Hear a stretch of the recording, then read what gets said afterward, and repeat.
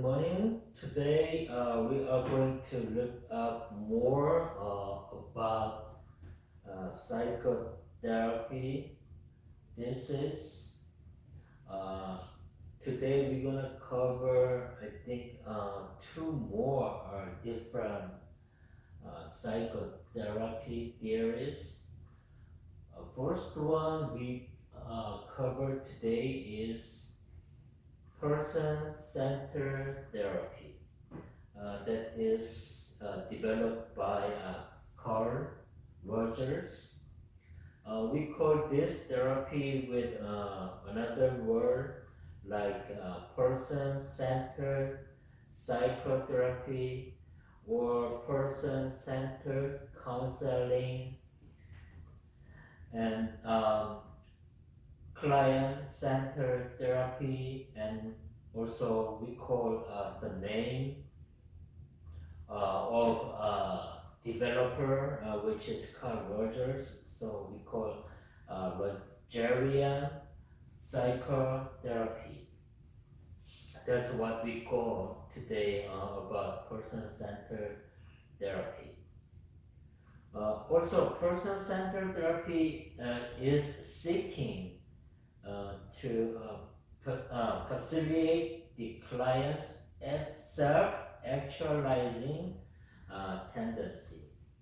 It is a self-actualizing tendency is like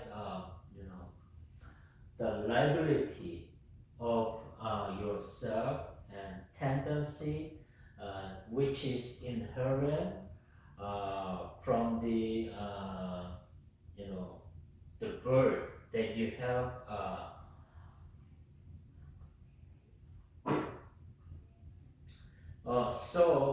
that is actual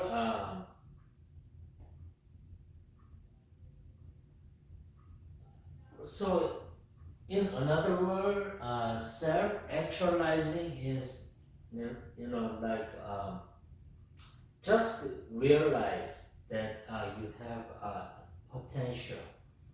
Potential means like you grow to be some better person. You try to make good future for yourself. That is potential. So self-actualizing tendency is we are inherited when we are born. That's natural to all the people. So actualizing tendency means you realize yourself. You have full potential to become better person, to make a better future. Okay. Person-centered therapy views human as some different meaning and or definition. So Rogers psychotherapy views human nature as basic good.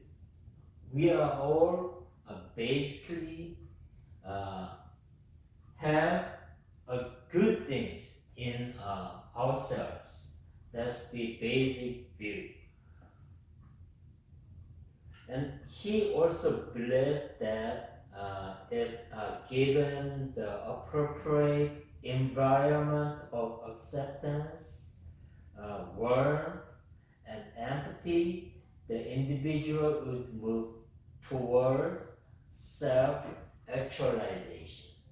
So it has good environment of that support someone's self-actualization is very important. That's what it says. Also, self-actualization is the motivation that make individual move toward growth, meaningful, and purpose. That's the self-actualization. Human nature point of view is from person-centered psychotherapy is all humans are considered phenomenological psychology. Okay, we're gonna explain a little more. And next one, all the person is often referred to as a self-theory. Roger, he believed that most people were provided conditional acceptance as children. Lastly, however, in their needs for acceptance, the individual often behave in a way that were incongruent with real self. Okay, the summary of this slide is that phenomenological psychology, that is actually the individual's perception. Perception is like the result of the when you see the world yourself, that's actual understanding of the world and yourself. That's the perception.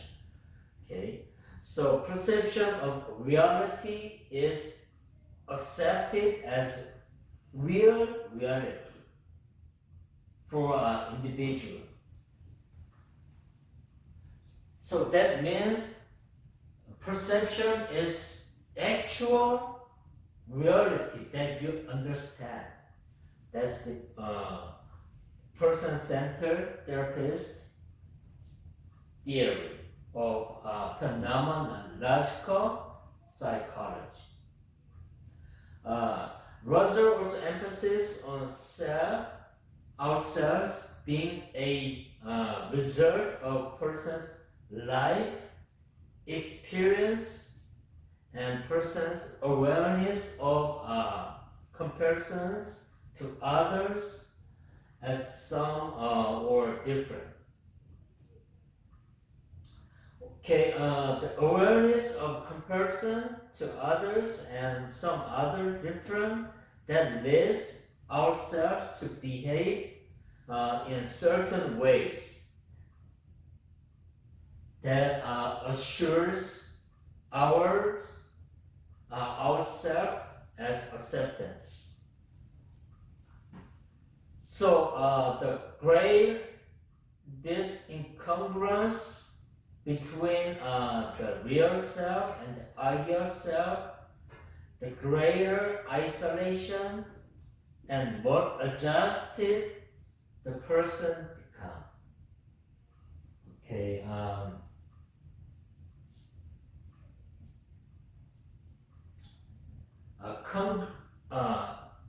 Congruence means like is likeness. You can call same in another word, kind of duplication of some object. Congruence is like in real psychotherapy. Congruence is okay. Someone has actual real life in real world that has actual yourself, and then people have idea of yourself, right? So let's say now I am very honest and I am very hardworking person,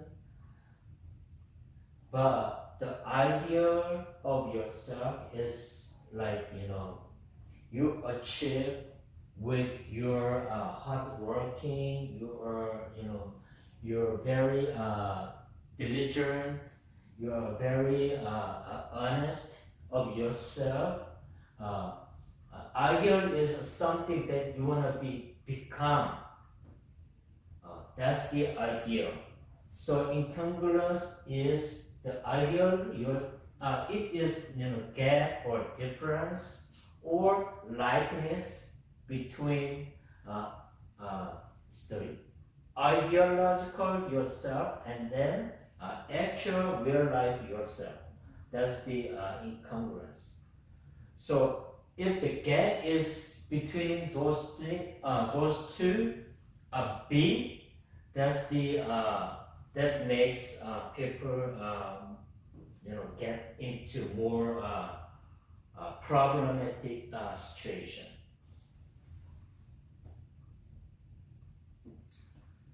All right. Okay. The role of the person-centered counselor is counselors always sets up environment. That is very important because the client is safe when they explore any aspect of their life. So the counselor's job is to facilitate the exploration through the special relationship between client and counselor. So that makes unconditional positive result. Okay, so the environment is very important. You need to make the environment for your client explore their problems, actual many aspects of clients, he or herself, with empathy, warm environment that you need to make. Also, the use of a diagnostic category is discouraged as incompatible with philosophical view of the individual as unique. So that means actually you don't judge, you don't categorize as something that you're diagnostic, like doctors, or you have certain kind of symptoms. So you have cold, or you have a tumor. That's what doctors do, right? But in this psychotherapy, actually counselors, they don't diagnose. Okay, they just listen. They just make the client to explore their own issues, own problem, actual many aspects of he or herself. That's more focused on with person-centered counselor. There's also psychological testing on person-centered therapy. Counselor uses psychological testing on a limited basis. The counselor gives statements that is written on the card. Okay, then you show them to your clients. Statement is like, mostly self-description. For example, the testing card is written like, I am capable, I am dependent, I am worthless. Those kind of things. So ask your client which is more describable of your client. So client, pick the card. That's the testing. So client is asked to read and sort each of these statements into 9 files from most like me to least like me. Okay. You give them the card. It describes many aspects of people.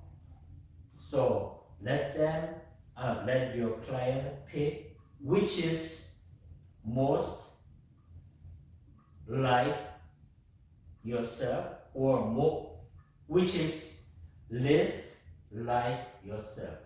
So client pick. Alright, and then next is, so the goal of person-centered counseling is actually counselor help your client move to some kind of goal. Okay, so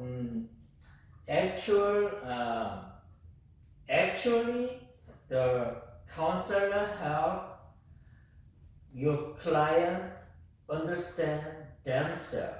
Okay, that is realistic self-perception refers to the client's ability to accurately perceive and understand their own strength, weakness, and attributes. So you help them, you help your client to understand themselves with they have a strength, weakness, and attributes. Also, next one is confidence and self-direction is also important when you counsel with your client. Okay, confidence is the belief that in your client's ability, judgment, and capacity to succeed. That involves trust in oneself and one's decision. Self-direction also refers to the ability to pursue personal goal and make independent decision. Okay, also next one is positive word that refers to individuals' overall evaluation of their own value, capability, and self-regard. Another goal is greater maturity, social skill, adaptive behavior. This goal is like, does the qualities reflect the your client's ability to navigate the complexity of the life and then build positive relationships with people and then adapt to change circumstances or environment. That's the goal of great maturity. Also, you need to lead your client to cope with stress. Cope is like actually ability that you deal something with. So coping is actually in this psychotherapy. You have to have ability. You have to deal with some kind of stress that affects crucial for maintaining, both good physical and good mental well-being. Okay, so you need to have the ability, or you need to have capability deal with your own stress that's affecting your physical health, also your mental well-being.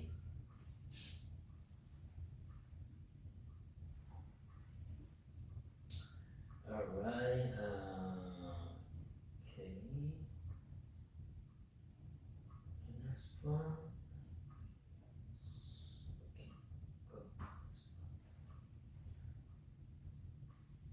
Okay, the techniques of the counseling for person-centered psychotherapy. There are many techniques used in this psychotherapy that is effective for clients who value a supportive, empathetic, therapeutic relationship, and they wish to explore their inner world deep in your mind, their mind, client's mind.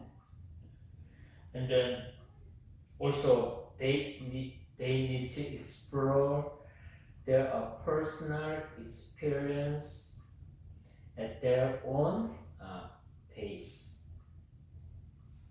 More detailedly,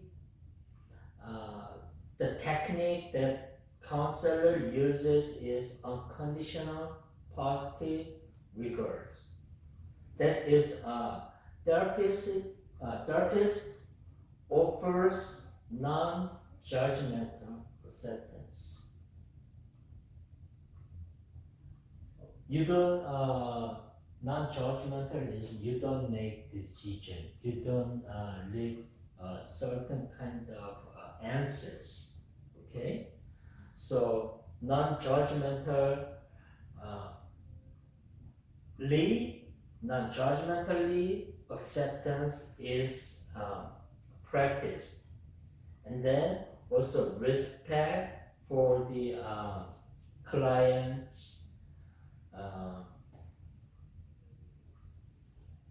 They can create a good environment and supportive atmosphere. That is the technique of unconditional positive regard. Also, you need to use empathy. Empathy is that you understand someone's reality, someone's situation, someone's problem. Okay? Actually, the therapist strive to understand, empathize with the client's perspective. That helps client feel understood and heard. Okay, so once you don't become someone else's situation, you don't understand them, right? So when you practice counseling, actually you have to be in a situation of your client is actually have. That's the empathy. So congruence. Congruence is like, genuineness. The therapy is genuine, authentic, and also transparent in their interactions with client. So you need to promote honest and trust.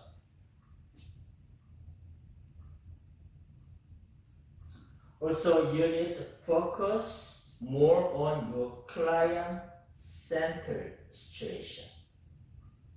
This therapy session is primarily driven by clients' needs, concerns, and goals. So the therapist does not impose their agenda, but instead of that, counselor helps client explore their own thoughts and feelings.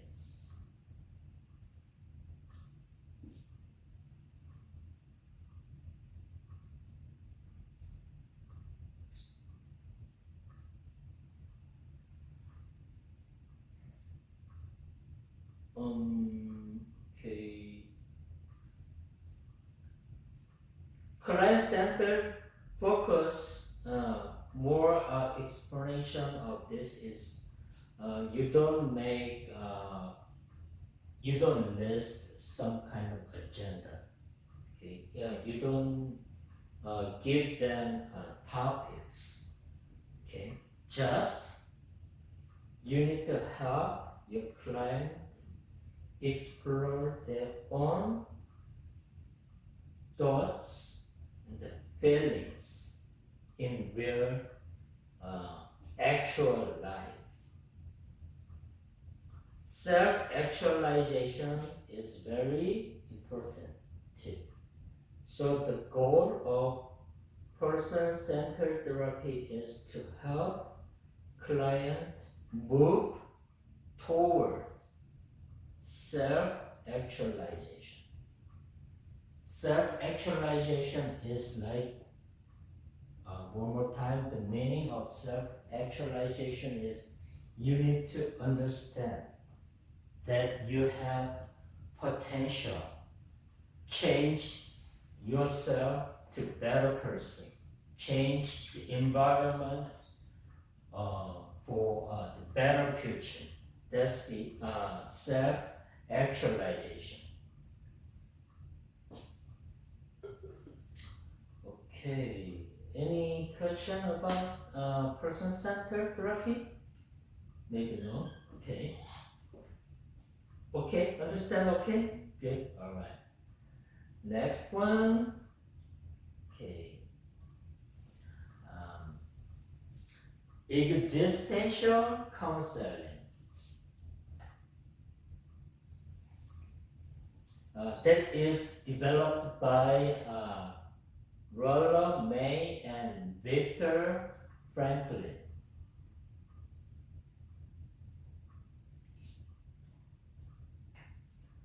Existential psychotherapy, that is explore.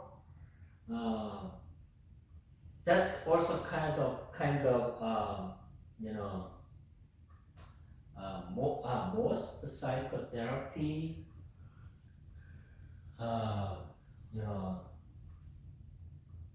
the theory that is rooted, that means originated in actually historical philosophy and psychology.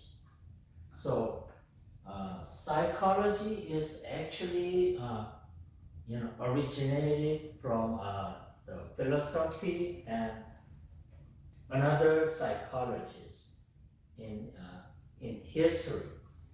So that existential psychotherapy means that focuses on exploring the fundamental question of human existence. And counselors help individuals confront and make meaning of their lives. You just need to help your client to understand actual themselves. You try to help your client their own reality in objectively. That's the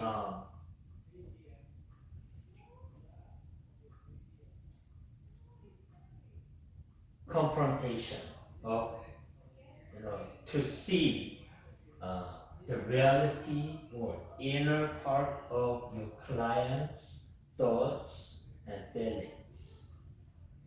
So also try to find out, make them understand the meaning of their life.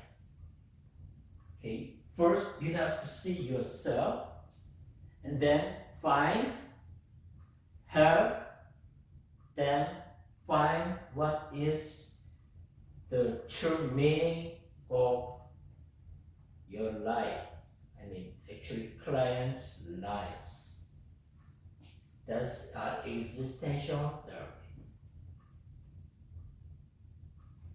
Existential therapy counseling is less concerned with diagnosing and treating mental disorders.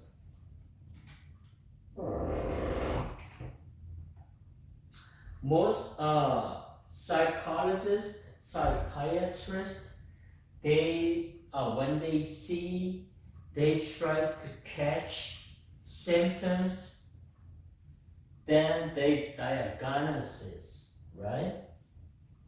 But in this existential psychotherapy, we use it, but we less likely use it with diagnosing and treatment of mental disorder. Okay? We don't use them, very often. But it is more likely focused on helping your clients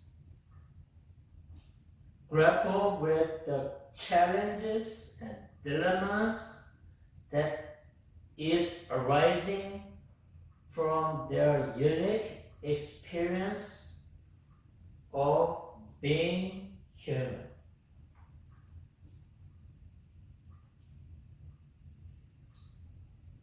So in this therapy, counselor help your clients find actual challenges and dilemmas in their real life. That's the key point. Actually, in his sentence, the grapple means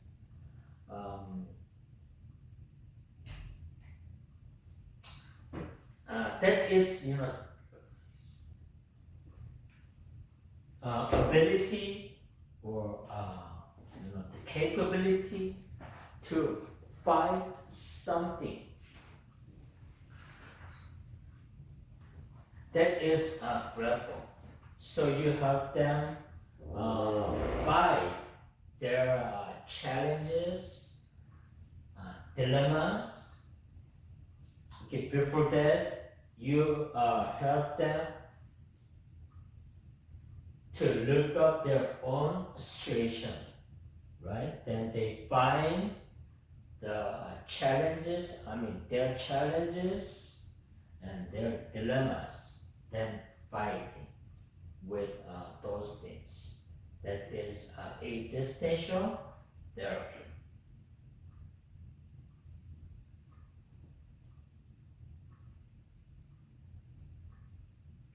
Existential therapy, there are certain view of human nature.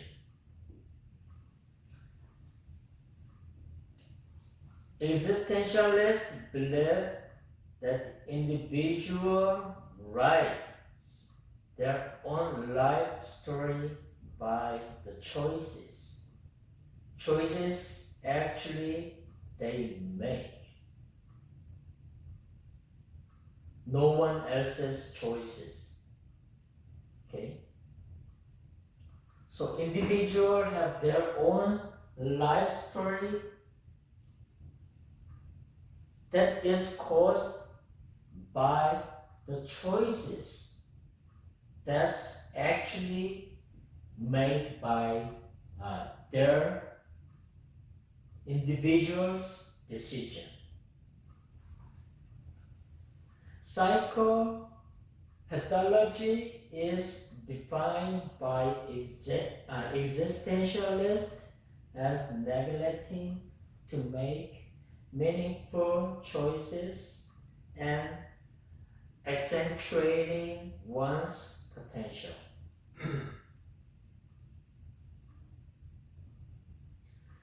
In this therapy, anxiety is seen as the motivation force. Anxiety is not always bad, Sometimes you have nervousness, anxiety, some little bit of stress. That is sometimes motivational force that helps your clients to reach to their potential. Conversely, in backward, anxiety is also seen as paralyzing force too. That prevents clients from reaching their full potential. Therefore, through this awareness, this anxiety can be helpful in living a more fulfilled life. Anxiety have a good aspect and bad aspect. In good aspect of anxiety is you can have motivation to fight your challenges or dilemmas and then achieve or thrive your potential to be a better future, better person. That's good aspect of anxiety. But in converting backwards, that also has a paralyzing force. That means negative force. With anxiety, sometimes, that's the bad aspect of anxiety.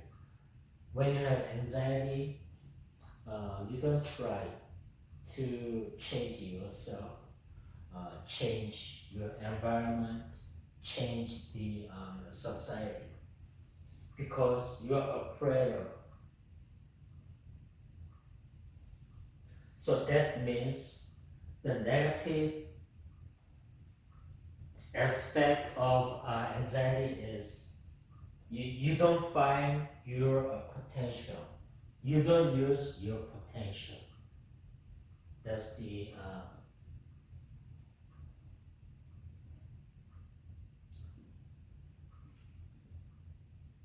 bad aspect of anxiety. Okay. Franklin shares that each person searches for meaning in their life, and that while this meaning may change, but the meaning of the life never ceases to be.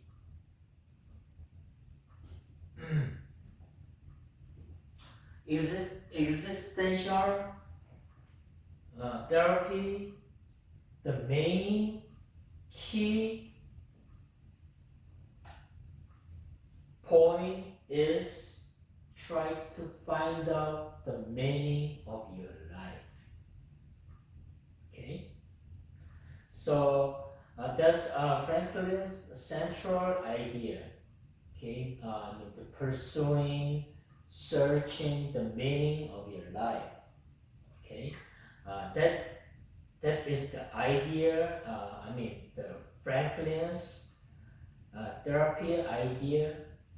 Actually, every person has a fundamental human needs to find what is the meaning of the life. So he believes that even in the most challenging, different circumstances, individual can find purpose and the meaning of their lives. So according to Franklin, the meaning in life is not fixed, static concept. That means people try to find out, searching the meaning of their life, but the meaning of the life is not fixed, not static. That means it can be changes. But at the same time, you also try to find out the meaning of the life. More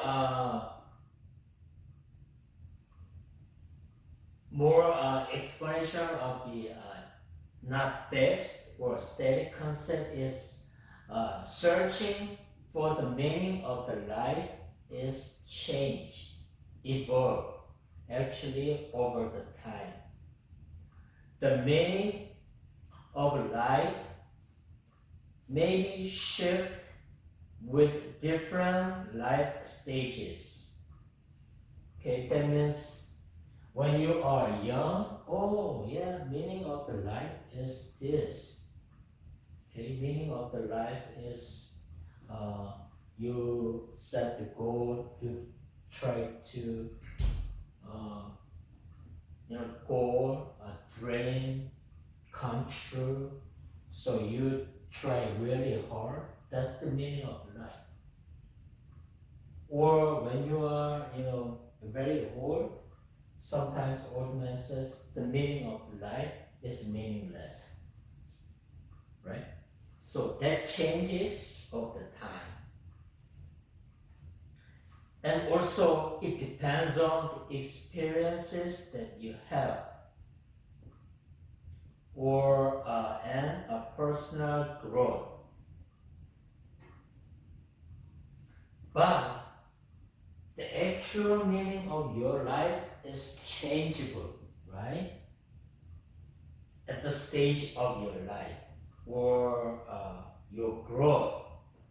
But the pursuit, the searching, find out for the meaning of the life is constant.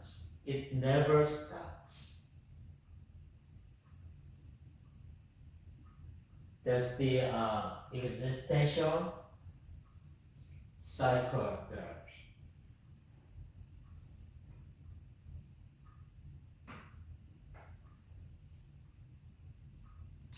So, in actual practice, there's a role of counselor. Actually, counselor is helping each client or understand your client as unique with in the relationship with the counselor focusing on being authentic with client and entering into deep personal sharing relationship. That is not actually like, you know, business, like a business owner, relationship between business owner and your client or customer. Okay, you actually need to make a more deep personal relationship with your client.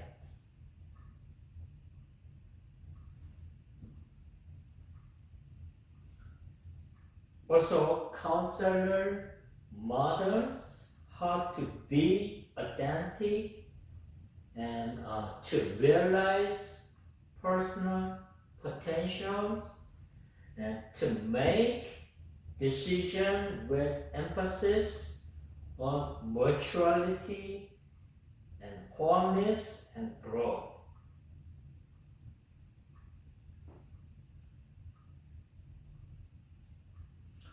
That means counselor make the models that your client can achieve with their potential.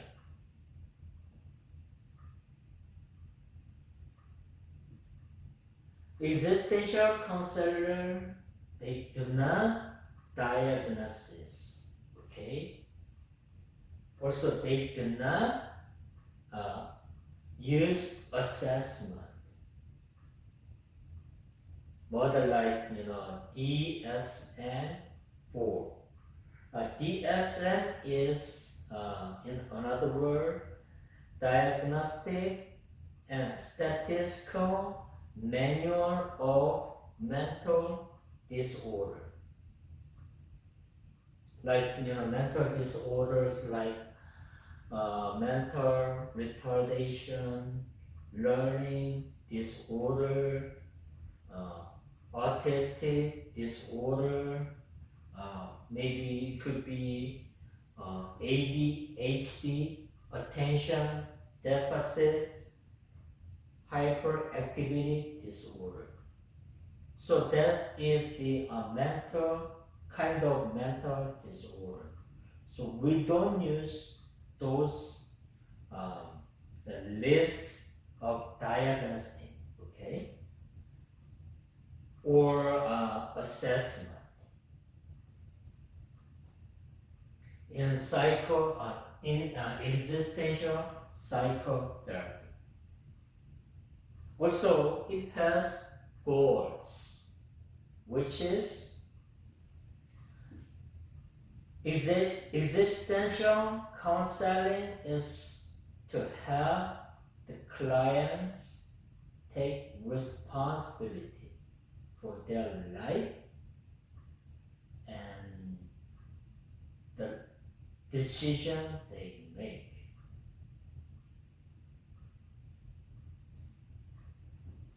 You have your client to have responsibility for their own life. Okay? Also, existential therapy is to develop self-awareness, to promote, to find out the potential, freedom, and commitment to better life in your client. It is also very good, important aspect of existential therapy. You try, you help your client understand he or herself. What is their potential? What is their freedom to pursue? What is their commitment for their better life? So you try to help your clients understand themselves. The major goal is to help the client develop internal frame of reference as they opposed to outward one.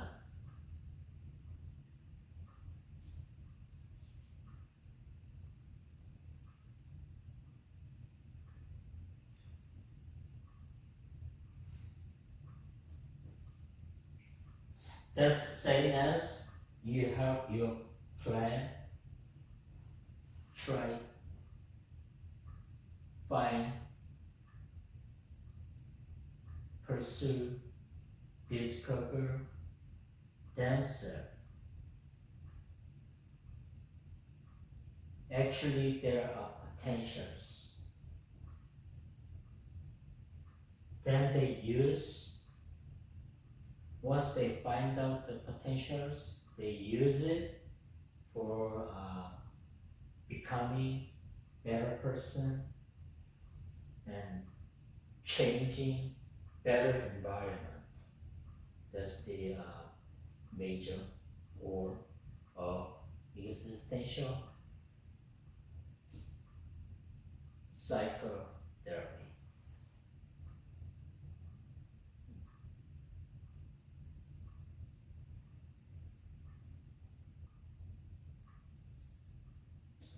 There are some techniques used in existential therapy. Okay, before we go, let's take 10 minutes break.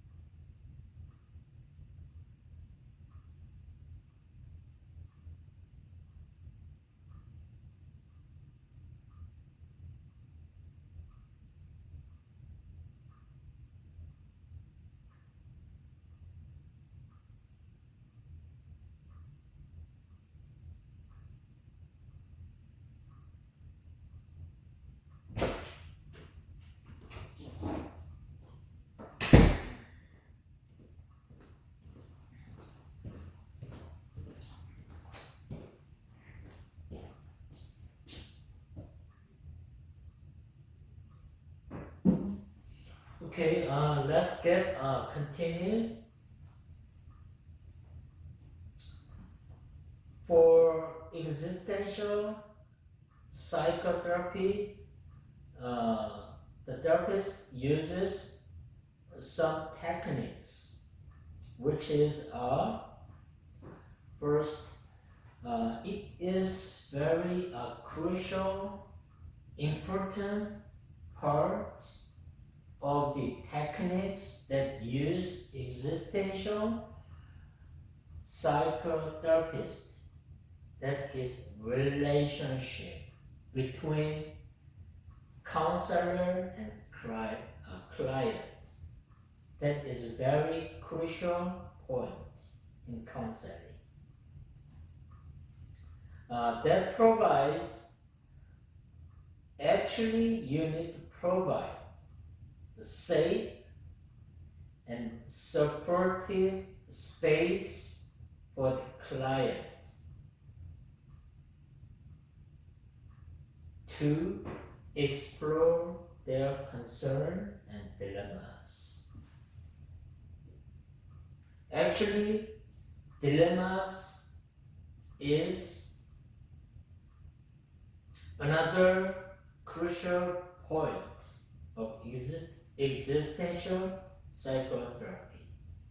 Counselors help your clients explore their issues like searching for their life meaning, their freedom, their responsibility, death, and the inevitability of suffering. Inevitability is you cannot avoid. Okay? You cannot get away from something. That's inevitability. So everybody has some point of their life they suffering from anything else, right? The biggest one is like death. It could be your death, or it could be your, close person's death. So you cannot avoid, and then you also have suffering from those. And then they use freedom, responsibility technique. All individuals have the freedom to make choices. But with the freedom comes the responsibility for the consequences of those choices. You have freedom to make choices, to make decisions, but always freedom comes responsibility, right? So there's also consequences of your choices and your decisions. And anxiety, uncertainty. That is, counselor acknowledges that existential anxiety that's coming from the uncertainty of the life and the awareness of mortality, but that is all common to all humanity, all human.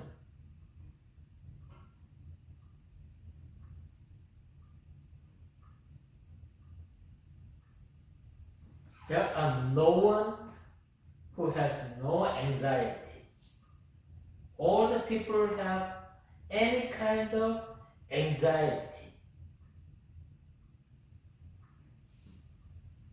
And also we know that the anxiety coming from your mortality, like, one certain mortality, you die someday in the future, right? So we know that.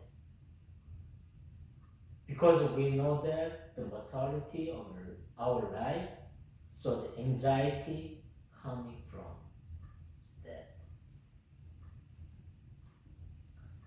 Death and then finitude.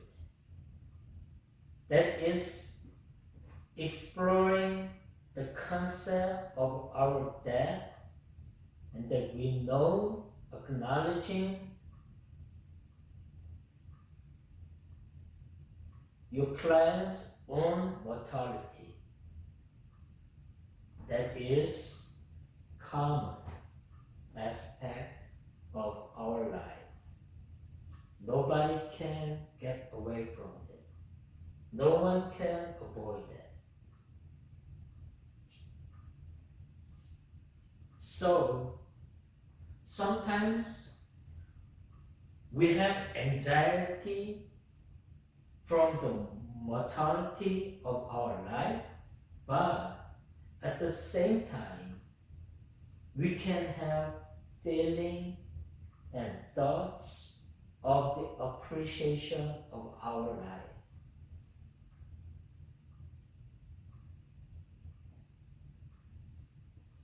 Because we don't know, I don't know when I die. I have anxiety that's coming from the mortality, but at the same time, because I don't know when I die, I live today doing my best. And I am very thankful to myself, my family, my society. That's the appreciation.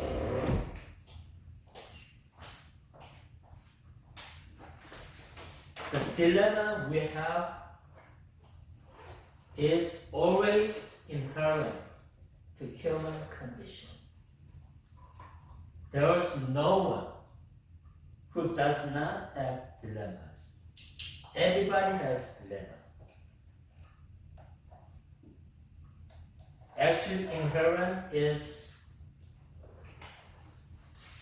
means when we talk about inherent dilemma, that is something stuck in something else, the family that we cannot separate. That's the inherent. Everybody has dilemma. Everybody has anxiety. That's inherent. We cannot avoid. We cannot separate them from ourselves. That's inherent dilemma.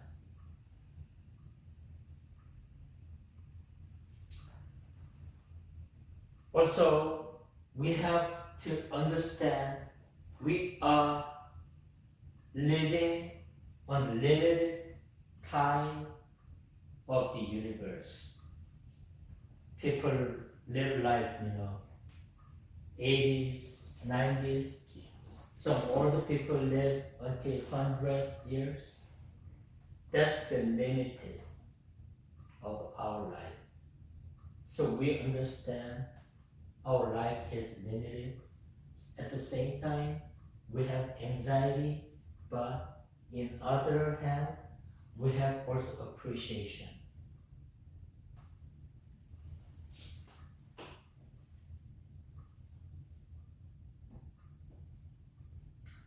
Okay, that's the all we covered all psychotherapy theory. We covered Freud. We covered behavior therapy. We covered person-centered therapy. We cover existential therapy. So that's most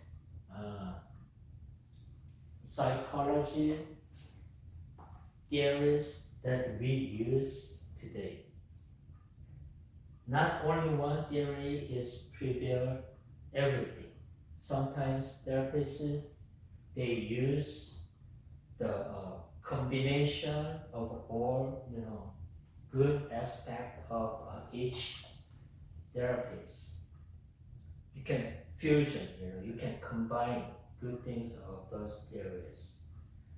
So we are now finishing covering the more different major psychotherapy theories.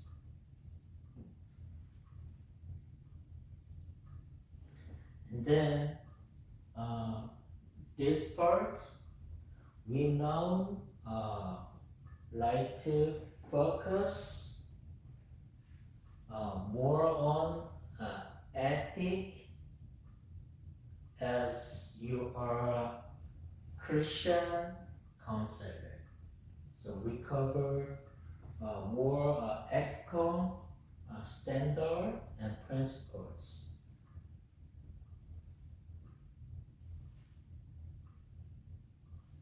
Okay, ethical consideration in Christian counseling. That's another topic of today's lecture. Okay, why we have ethics in counseling as Christian counseling? Because Christian counseling involves various ethical considerations that is important to maintain the well-being of your client and the integrity of the counseling profession. When providing Christian counseling, counselors should be guided by ethical principles and values that is rooted in their faith.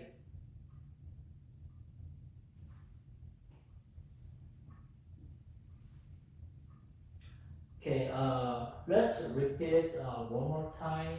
What is ethics? People say ethics, morals, virtue. All those three things, ethics, moral, virtue, it is talked about actually how bad, how good, how right, how wrong. Or many words like justice, injustice, faithful, unfaithful. That's all principles of ethics. Ethics, moral, virtue, actual life. The term is used interchangeably. Sometimes people say moral, sometimes people say ethics, but the principle standard is almost same. So in the definition of the dictionary, the ethic is that's the set combination of moral principle. We call that's the ethic. Especially, you could distinguish ethic, moral, virtue by the position that you have in the professional field, like a job. Okay, so when we say ethic, it is actually related specific group or field or any kind of form of conduct. Like I say, you have ethic as doctor, you have ethics as professor, you have ethics as truck driver.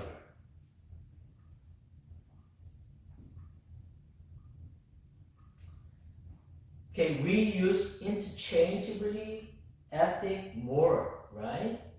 Moral actually means also talking about the principles. Principles are what is wrong, what is right, what is good, what is bad, what is injustice, what is justice. That's the moral.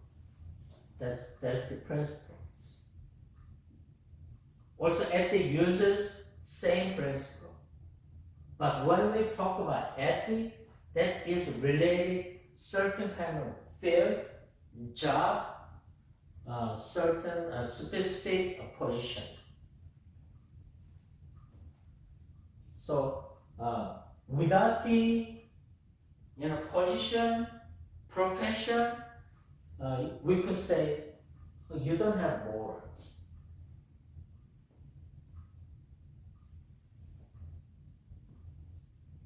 You have bad moral.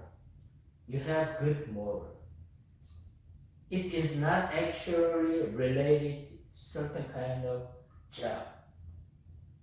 So in normal our daily life, we use moral term.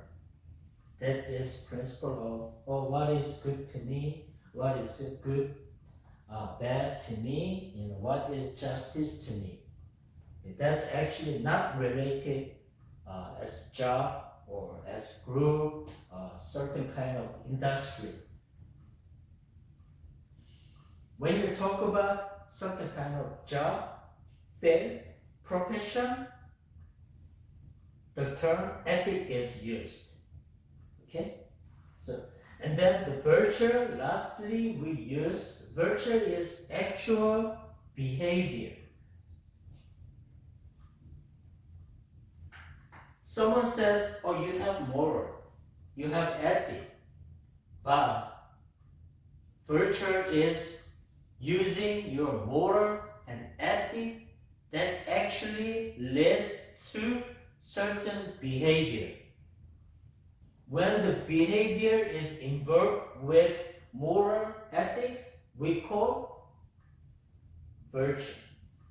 Okay? Virtue is behavior that shows high moral standard. Okay, let's say you have good virtue. That means you are very justice person. You are very honest person. Because you don't lie to people.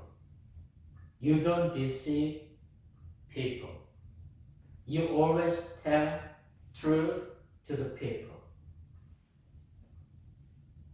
You always try to help people. Because you have good virtue, which means the action, moral principle result in certain action, behavior. You don't behavior, we don't call virtue. We just call moral or ethic.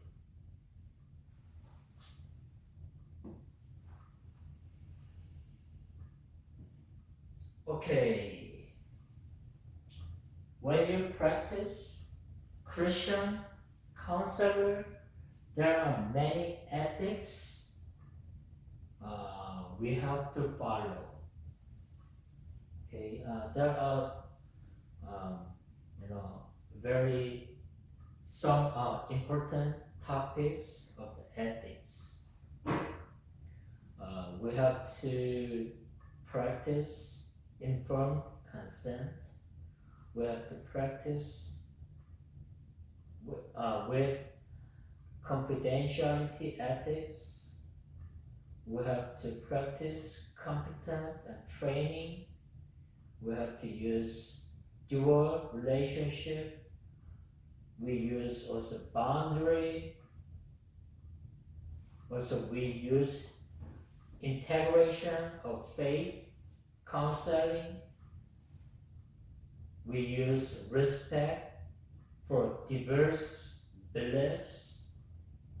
Also, sometimes we practice ethical decision-making situation. Also, another one is referral. Also, we practice continuous self-examination. Also, we have to communicate with supervisors, like accountability. And lastly, also we have to be the cultural sensitivity. That's the most common topic of ethics that we use as Christian counselor. Okay, informed consent. Informed consent is fundamental ethics, and also at the same time there's legal concept and ideas in the field of healthcare, medical treatment, and counseling.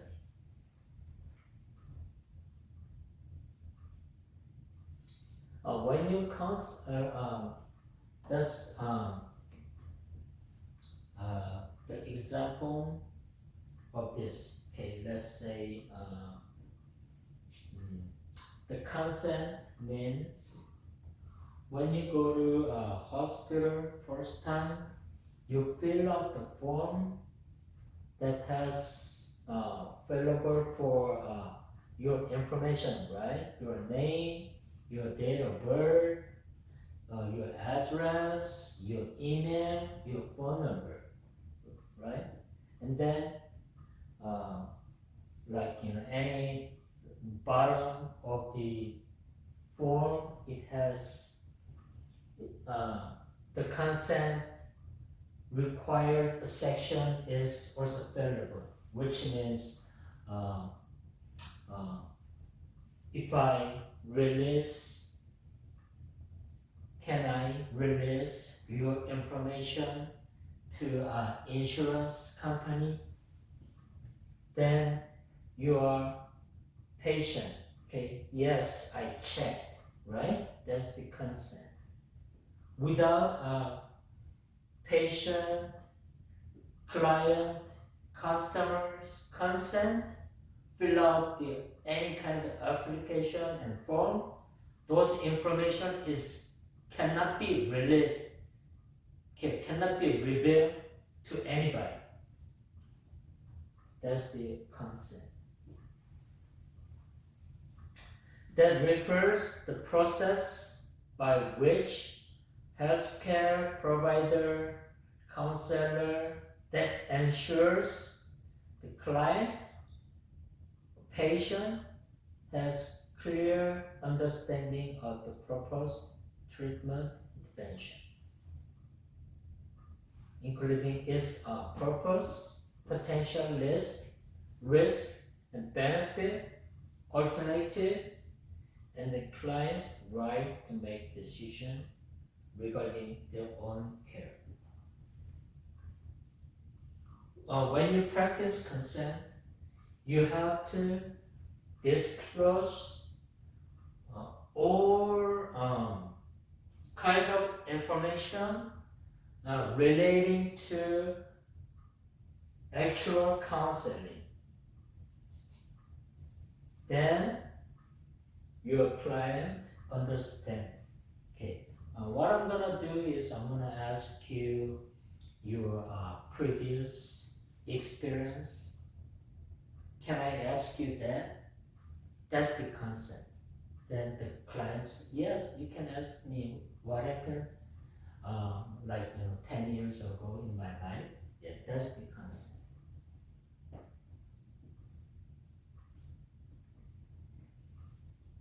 Informed consent is very, very key point, crucial and essential.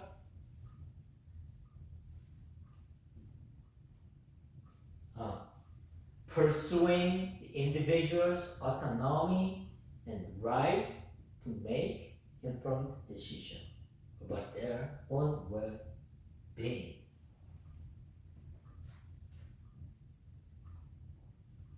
The point is, your client actually knows what I am doing in counseling.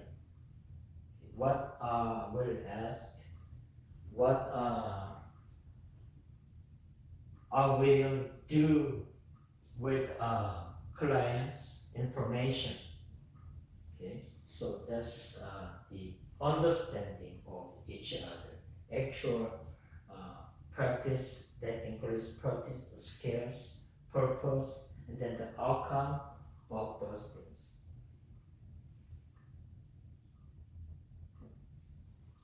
Also, there should be confidentiality. Actually, that means the information is not revealed, is not provided to anyone else, but between counselor and client. When you release your information other than you and counselor, you always have to have consent from your client. Without that, you always keep it, the information of your client in secure and hidden place. The maintaining confidentiality is essential to building trust, that also fostering open and honest communication in counseling relationship. Because sometimes it is very sensitive, the tricky concepts coming out of from you and your clients.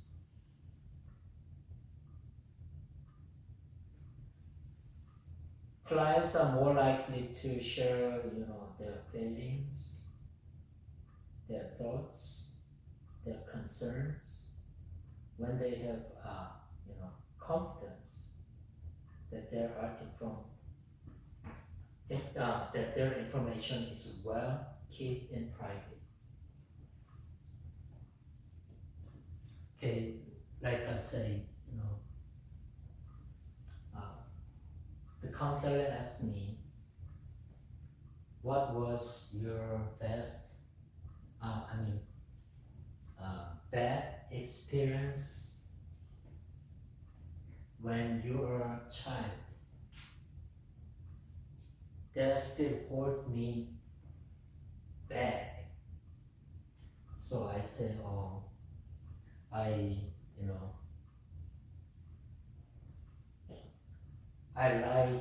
I big, lied to my friend that still holds me back. So I had to keep that conversation with client and counselor in a private. It cannot be revealed to anyone else. And counselors should always be aware of the limit of confidentiality and be prepared to act in situations where exceptions can apply to ensure the safety and well-being of clients and others.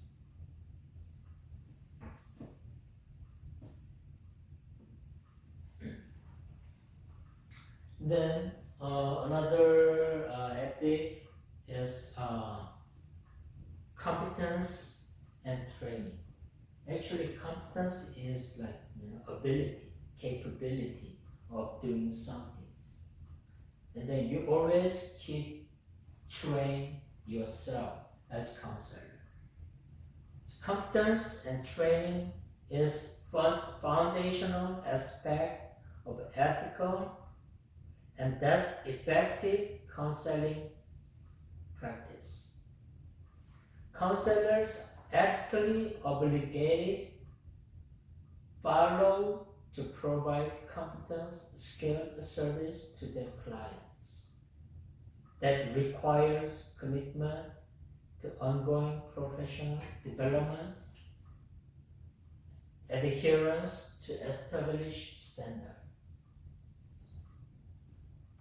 Okay, like let's say, as nurse,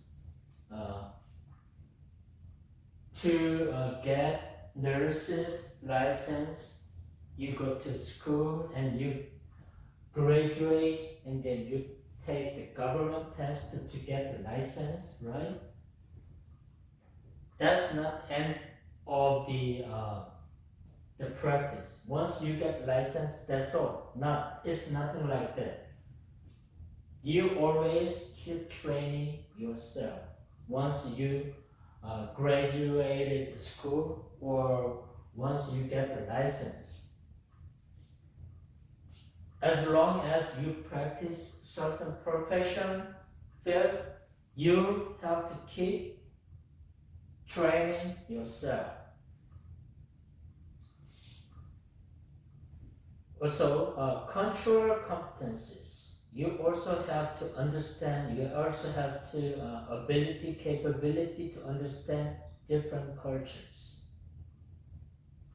So counselors should be always culturally competent, which means they are sensitive to and acknowledgeable about the diverse cultural background and identifies their clients. This includes understanding how culture can influence clients' experience and needs.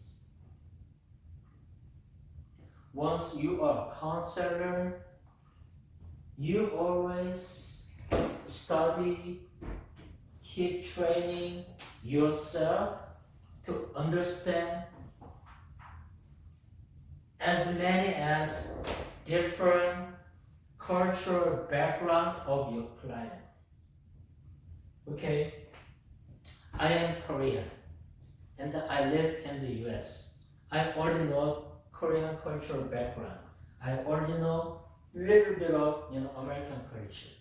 But I am counseling Chinese clients, Japanese clients. That's not good. You always have to keep studying, training yourself to understand Chinese cultural background, Japanese cultural background. Right? So you can counsel when Japanese clients come to your office. If you don't know Japanese culture, you cannot counsel. If you don't know Chinese culture, you cannot counsel. So always keep yourself, training to understand all different kinds of cultural background.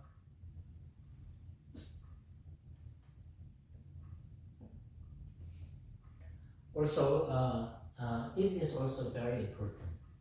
You keep your dual relationships with your client.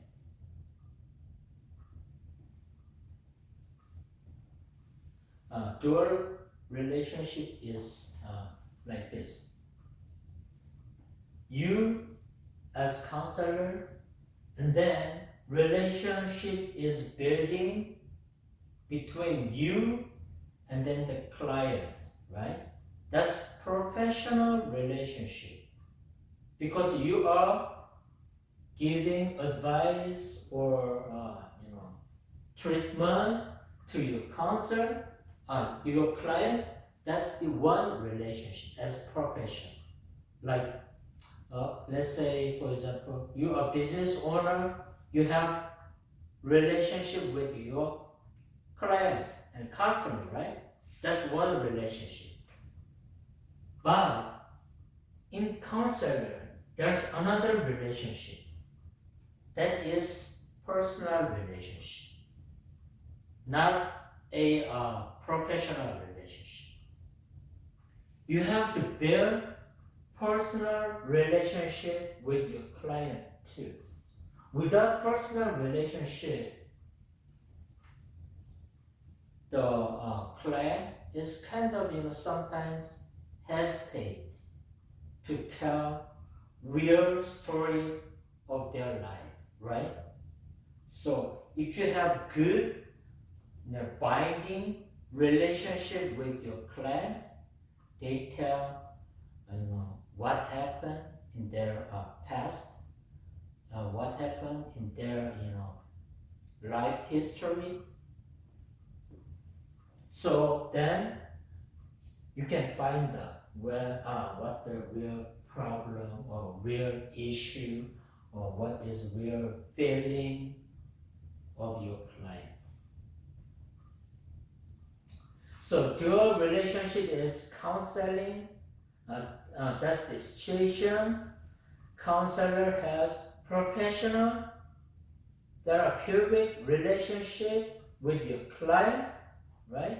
And at the same time, you have another type of relationship with your client that's very close. It could be like, friendship relationship might be possible. That's another form of a personal relationship, right? So you have to build those kind of relationship too. So this dual relationship can raise ethical concern and dilemmas in field of counseling. When you do practice, you cannot use always one relationship, like counselor, client, professional relationship. Or you cannot use only another personal relationship only. You have to use both two relationships. Personal relationship, counselor, and client. Another relationship, personal relationship, like I'm sorry, how old are you?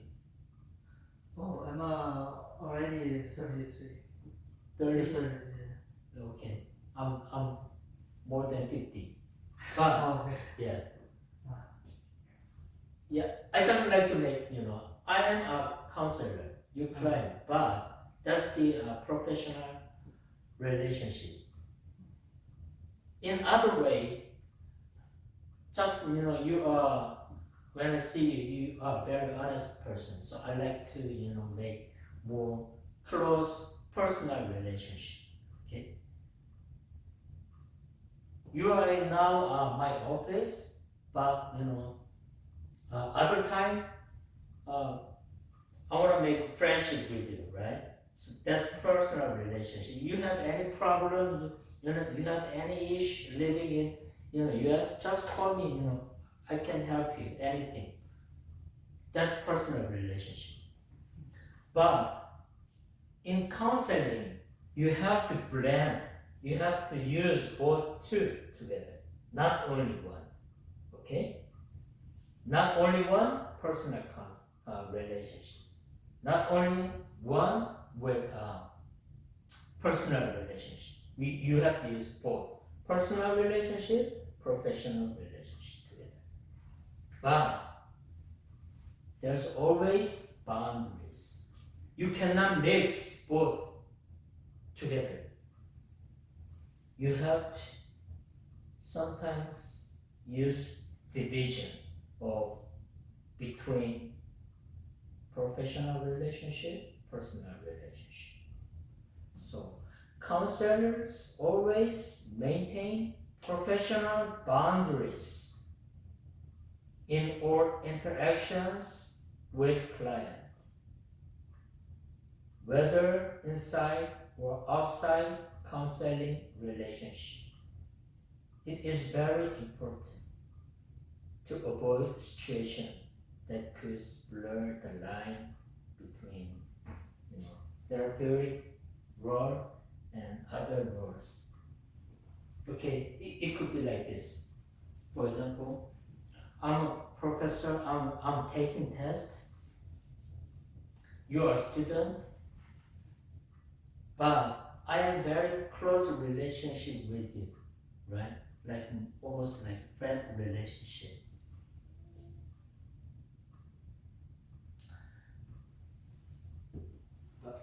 I'm conducting tests because I'm very close to you.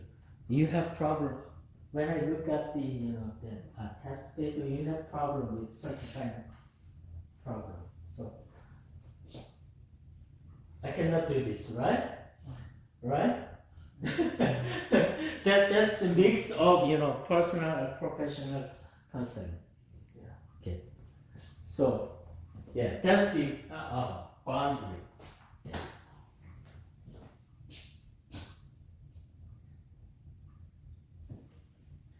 Okay, integration of faith and counseling.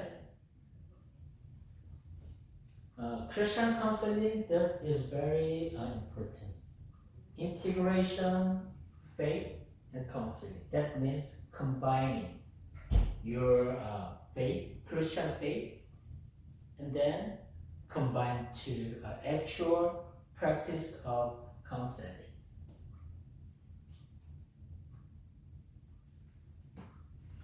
Okay, I think it's almost done.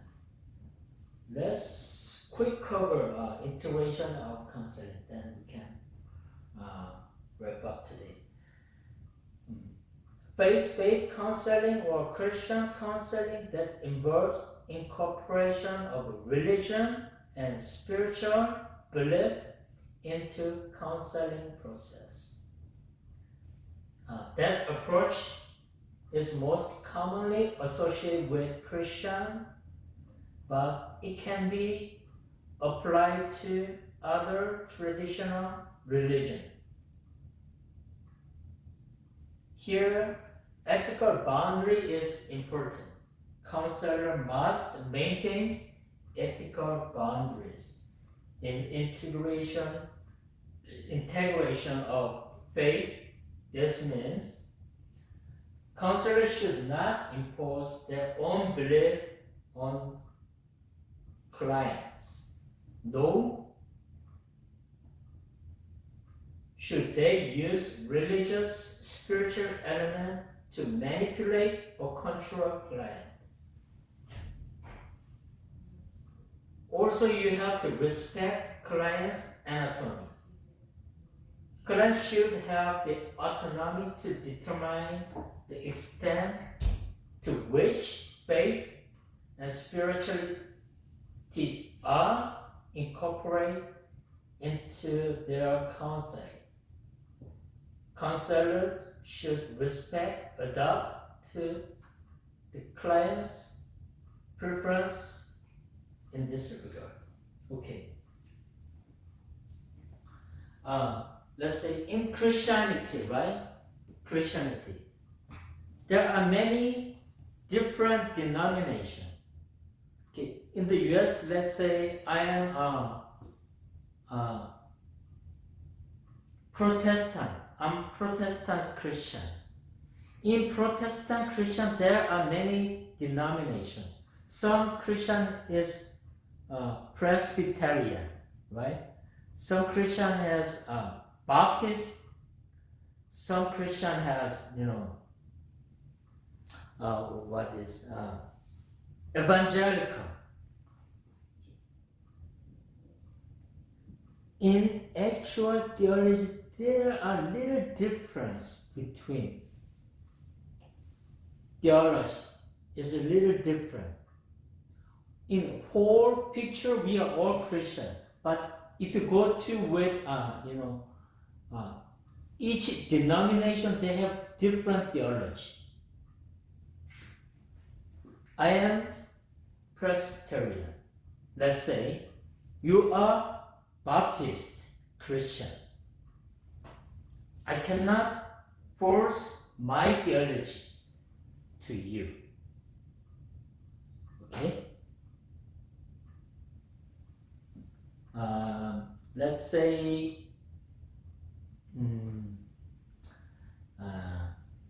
in Presbyterian, God always prepared me before I was born. Right? God prepared before I was born. God prepared me to be in this world. That's also God chose me as Christian. That's a Presbyterian theories, one of the theories. But some Christians, they don't believe these things. Yeah. So, I cannot force my theory to you. Okay? That's the very important. That's the ethical boundary. My religion is the only good. My religion is my only good, practice. You always respect other religion too. That's the boundary. Okay? You cannot force your theory to your client to believe my thought. You cannot do that. Okay, that's it for today. Okay, any question? Good. All right.